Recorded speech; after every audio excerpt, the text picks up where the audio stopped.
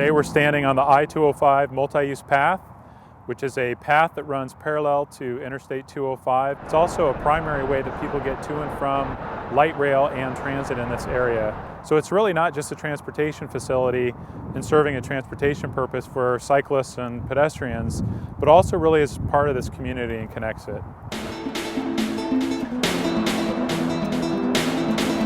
Friends of Trees has had a relationship with ODOT for about 4 years now. It began with a grant program to plant actually the King Boise Elliott neighborhood.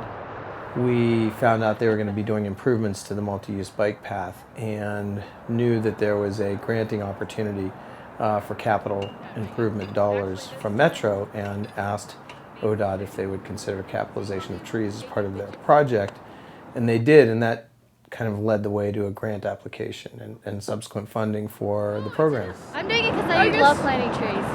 Yeah, and we give back to the environment and stuff, so it's nice.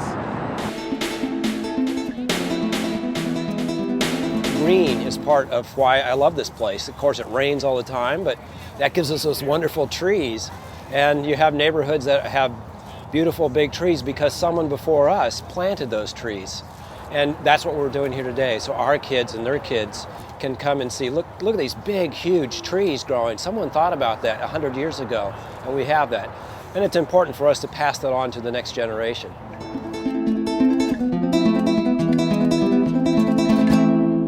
So the I-205 multi-use path is an important link for people and for wildlife. It's also really important, the shade, the stormwater aspects of it. It can capture a lot of the water. It won't run off as fast into Johnson Creek, and Johnson Creek won't rise as quickly.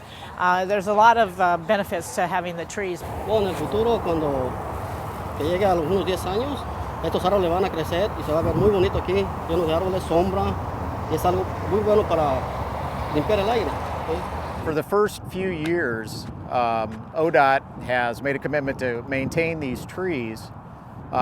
Eventually, in say 10, 15 years, these trees will maintain themselves. Part of the reason is because they're all native or a hardy domestic tree, but mostly native. And part of the reason is that as they grow bigger and taller, they'll no longer need to be watered, weeded around, mowed around.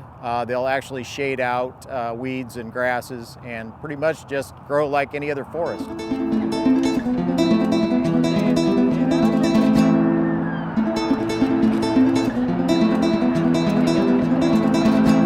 We right now have hundreds of volunteers planting thousands of trees and shrubs in the communities that line the path and providing a much better experience for people who want to walk and ride their bikes. And it's connecting communities. And it's an investment not just in transportation, but really in this part of Portland and the communities in between the north part of Portland and Gladstone to the south. We couldn't be happier that a department like this has taken this on and is actually being true to what they say and promoting it and backing us up and allowing us to do the things that we're doing.